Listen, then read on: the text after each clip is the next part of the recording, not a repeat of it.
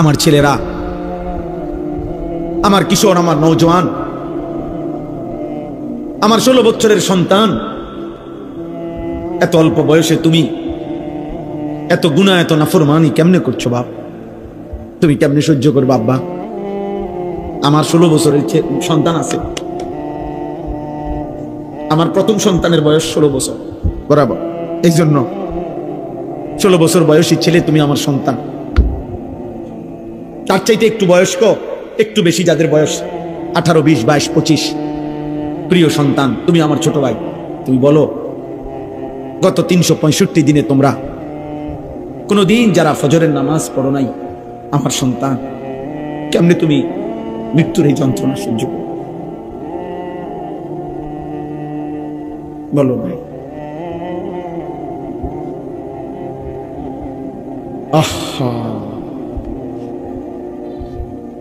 হ্যাঁ, সারা রাত যারা মোবাইলে নারী দেখো, ছবি দেখো, উলঙ্গ দৃশ্য দেখো,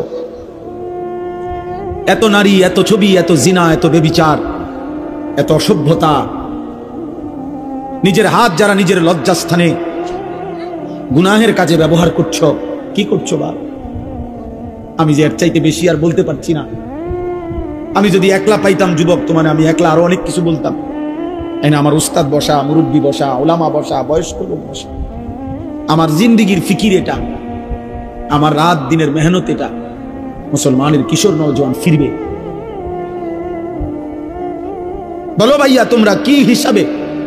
অগণিত ছেলের চেহারা দেখলেই বোঝা যায় বাপ, আজকের সারা দিনে যারা এক ওয়াক্ত নামাজ পড়ো নাই, হায় মুসলমানের সন্তান, কেমনে পারলা?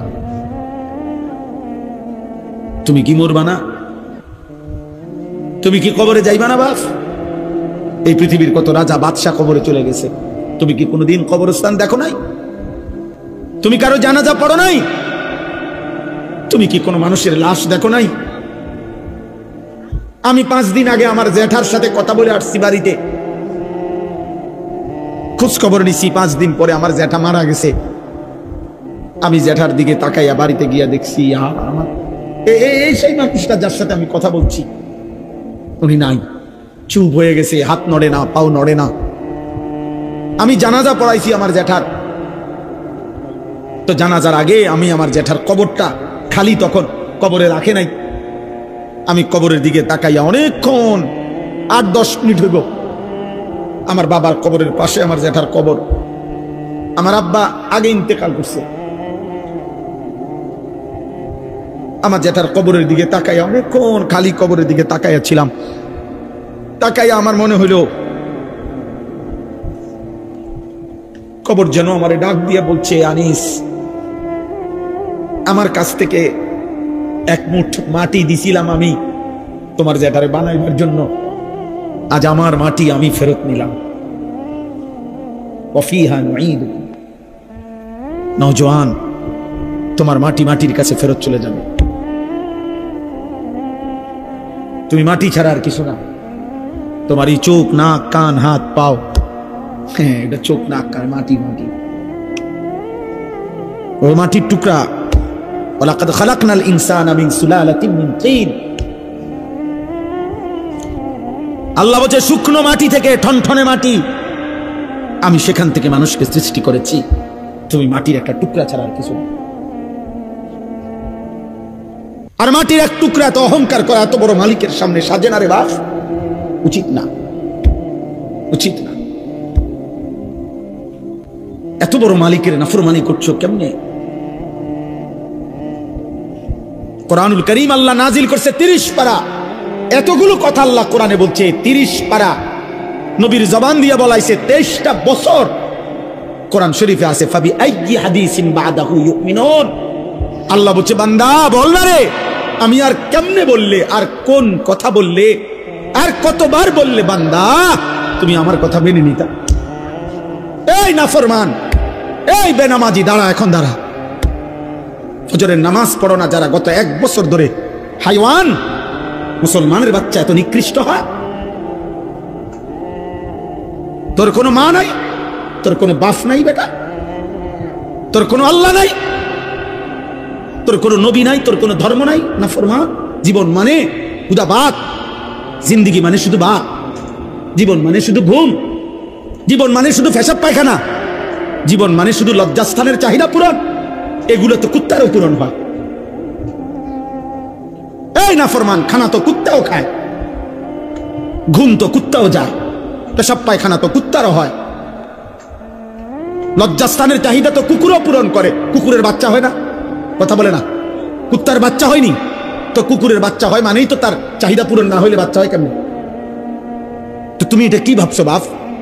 এক ওয়াক্ত নামাজও পড়তা না, কেমনে বাঁচবা? ফাকাইফা তাত্তাকুনা ইন কাফারতুম ইয়াওমান ইয়াজালুল বিলদানা শিবা। আল্লাহ বলে, বান্দারে আমার, কেমনে রে বান্দা এত নাফরমানি করছো? আল্লাহ বলে, সেদিন হাসরের দিন আমার বান্দা কেমনে রে বাঁচবা বান্দা? এত নাফরমানি, এত মিথ্যা, এত চুরি, এত জিনা। এক মুমিন মুসলমান দাবি করে 30 বছর ধরে সুদ খাও। মুসলমান বুঝি 30 বছর সুদ খায়? মুসলমান কেমনে 30 বছর নাচ গান দেখে? মুসলমানের মা, মুসলমানের বোন কেমনে 20 বছর ধরে বেপর্দা? মুসলমানের ঘরে কেমনে প্রত্যেক দিন নাটক, সিনেমা, নর্তকীর ছবি চলে, নাটক সিনেমা চলে। আল্লাহ বলেন, আমার বান্দা এই যে দিন রাত নাফরমানি করছো, ফাকাইফা তাত্তাকুন, ওই হাসরের দিন কেমনে বাঁচবা বান্দা? যে দিনের একদিনেই দুঃখ কষ্ট আর পেরেশানি আর যন্ত্রণায় একদিনেই দুধের বাচ্চা, কোলের বাচ্চা বুড়া হয়ে যাবে। ইয়াওমান ইয়াজালুল বিলদানা শিবা, একদিনে ইয়াওমান, ওই দিনে একদিনে বাচ্চা বুড়া হয়ে যাবে, একদিনেই কালো চুল সাদা হয়ে যাবে। খামখেয়ালি করো না বাপ, শেষ কথা শেষ। তুমি আল্লাহর বেষ্টনীতে আছো, আমিও। আমাদের জন্য আল্লাহ তাআলার ইন্তজাম করা আছে। তুমি আল্লাহর এই ইন্তজামের বাইরে যাইতে পারতা না। আল্লাহর বেষ্টনীর ভিতরে থাকেই মৃত্যুর যন্ত্রণা আসবে। এই কথাটাই আল্লাহ এখানে বলছে। এবার দেখেন তরজমা শুনেন, তাই শেষ কথা। আমার ভাই, আমি বলে গেলাম, আমার সন্তান, আমার ছেলেরা, আমার বাবারা, আমার ভাইরা, আমি বলে গেলাম স্পষ্ট, দয়া করে মরণকে স্মরণ করো, ভুলে যেও না। তুমি ভুলে গেলেও মরে যাবে। বলে আমার মনে ছিল না, মনে না থাকলেও মৃত্যু হবে। হবে? কথা বলে না, বলো না ছেলেরা, বলো। তুমি মরে যাবে বাপ। এই মোবাইল থাইকা যাবে, ফেসবুক থাইকা যাবে, এগুলো হারায় যাবে, তোমার চোখের ওই নারীও হারায় যাবে। হয়তো কোনোদিন আর মনেও পড়বে না কারো কথা, কিন্তু গুনাহগুলো সাথে নিয়ে তোমার হাসরের ময়দানে দাঁড়াইতে হবে। এই পাপগুলো নিয়েই তোমাকে দাঁড়াইতে হবে। এজন্য আমি কিশোর নওজোয়ানের পরিবর্তনের খুব প্রত্যাশী। আমার এক ছোট্ট জিন্দিগি প্রয়োজন, আমি দিয়ে দিলাম। প্রিয় ভাই, আসলে বাস্তবতা হলো, মোবাইল হাতে ধরে বয়ান শুনলে দিল জমে না। মূলত আল্লাহর কথা শুনে পরিবর্তনের জন্য শতভাগ মনোযোগ জরুরি। কোরআনুল কারীমের মধ্যে আল্লাহ তাআলা বারবার এই কথাটা বলছেন, ফাসতামিউ লাহু ওয়া আনসিতু। আমার কোরআন যখন পড়া হয় মনোযোগ দিয়ে শোনো এবং চুপ থাকো। মুসা আলাইহিস সালামকে আল্লাহ তাআলা বলছেন, ওয়া আনা আখতারতুকা ফাসতামি' লিমা ইউহা, যে মুসা, তুর পাহাড়ে যে তোমাকে এনেছি আমি আল্লাহই বাছাই করেছি, অতএব আমার ওয়াহি, আমার কথা মনোযোগ দিয়ে শোনো। ফাসতামি'। কোরআনুল কারীমে আল্লাহ তাআলা বলছে, ফাবাশশির ইবাদ আল্লাযীনা ইয়াসতামিউনাল কাওলা ফায়াত্তাবিউনা আহসানা। হে নবী, আপনি আমার ওই বান্দাদেরকে জান্নাতের সুসংবাদ দিয়ে দেন যারা মনোযোগ দিয়ে কথা শুনে, অতঃপর কোরআন সুন্নাহর অনুসরণ করে। তাইলে আল্লাহ তাআলা বিভিন্নভাবে কথাটা উল্লেখ করেছেন মনোযোগের জন্য। এজন্য যত বেশি মনোযোগ, আন্তরিকতা, আগ্রহ দিয়ে আল্লাহর কথা শুনবে, তো ধীরে ধীরে জিন্দেগি পরিবর্তন হবে, ধীরে ধীরে বদলাবে। লাআল্লাকুম তুরহামুন, আল্লাহ ওয়াদা দিছে, যদি মনোযোগ দিয়ে শোনো এবং চুপ থাকো তো তোমাদের উপরে আল্লাহর রহমত বর্ষিত হবে। আর তাফসীরের মধ্যে আছে রহমত বর্ষিত হবে মানে হলো তৌফিকুত তাআ, আল্লাহ তাআলা ওই কথাগুলোর উপরে আমল করার তৌফিক দিবে। এই আমল করার তৌফিক পাওয়া, আল্লাহর কথা শুনবার পর আমলের সুযোগ হওয়া, এটা হলো রহমত, এটা হলো ইলম। এমনিতে শুধু জানা, এগুলো অনেকেই জানে, কিন্তু আমলের তৌফিক হওয়া, আমলে বাস্তবায়ন হওয়া, এটা রহমত, এটা ইলম। ইলম তখনই ইলম হয় যখন তা আমলে পরিণত হয়। আর নাই তো এটাকে বলা হয় মালুমাত। এমনি কিছু বিষয় জানে, মনে করেন গত 10 বছরও যে কোনোদিন 5 ওয়াক্ত নামাজ পড়ে নাই, তারেও যদি জিজ্ঞাসা করেন এমন মুসলমানকে যে নামাজ কয় ওয়াক্ত, তো সে কি বলবে? 12 ওয়াক্ত। কয় ওয়াক্ত? না, হে কি বলবে মনে হয়? ও 5 ওয়াক্তই বলবে। তাহলে এটা হেও জানে, নামাজ যে 5 ওয়াক্ত এটা সেও জানে, কিন্তু এটা ইলম না, এটা মালুমাত, এটা তার একটা অর্জিত জ্ঞান, জানে। আর আজকে 30 বছর যাবত দিয়ে সুদ খায় এমন একজন মুসলমানকে জিজ্ঞাসা করে দেখেন যে ভাই সুদ খাওয়া কি, সে কি বলবে? মুস্তাহাব। কি তো এটাতে হেও জানে, হারাম করে নিজেই তো জানে হারাম, ও তো নিজেই বলতেছে হারাম, তাহলে এটা তো সেও জানে, কিন্তু এটা ইলম না। ইলম তখনই ইলম হয় যখন তা আমলে পরিণত হয়।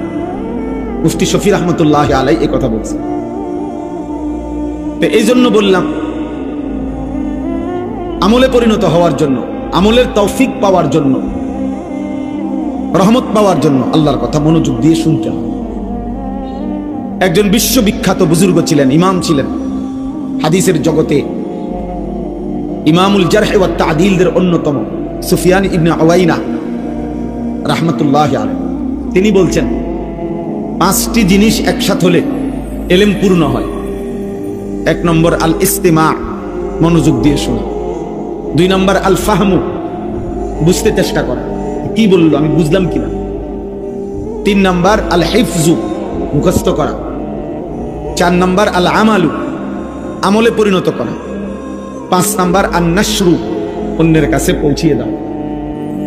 মনোযোগ দিয়ে শোনা, বুঝতে চেষ্টা করা, মুখস্থ করা, আমলে পরিণত করা, অন্যের কাছে পৌঁছিয়ে দেওয়া।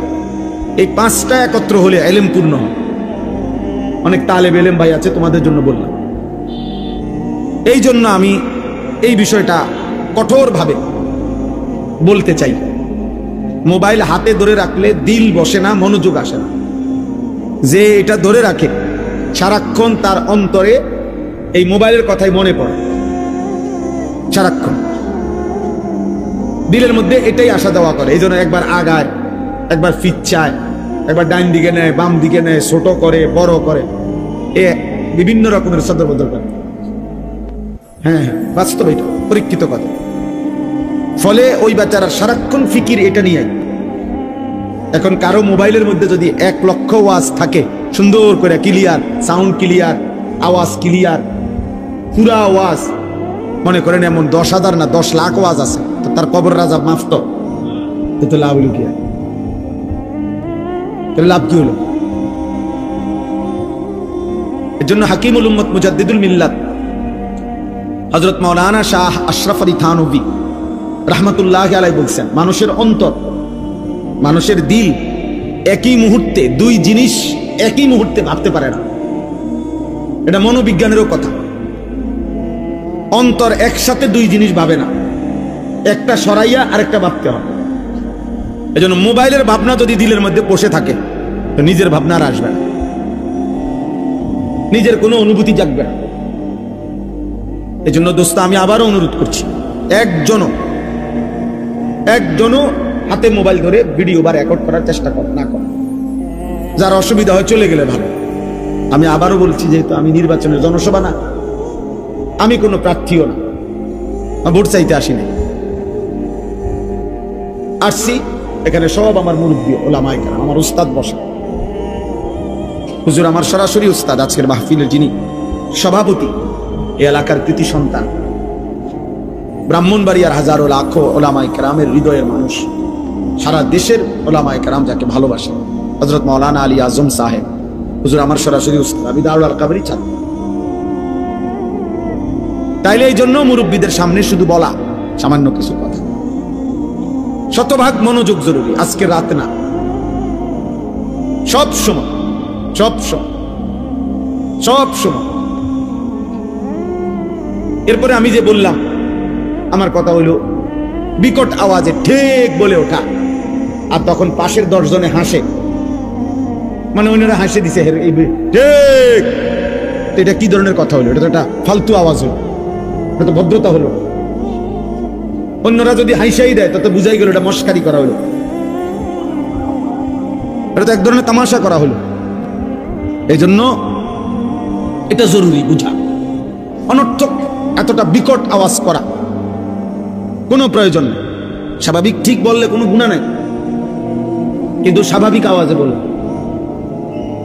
রাসূলুল্লাহ সাল্লাল্লাহু আলাইহি ওয়াসাল্লাম বলছেন একদিন সাহাবাদেরকে, তোমরা কোনো বধির যে কানে শোনে না এমন কোনো মালিককে ডাকো না, আবার যে তোমাদের থেকে দূরে এমন কাউকেও ডাকো না। এজন্য আমরা আখলাক শিখা দরকার। শুধু একজন হুজুর দেখতে আসলাম তামসা, এটা হলে হবে না ভাই। প্রিয় কিশোর নওজোয়ান সবাইরে বলি, জনপ্রিয়তা এটা একটা ধোঁকা। জনপ্রিয়তা ধোঁকা।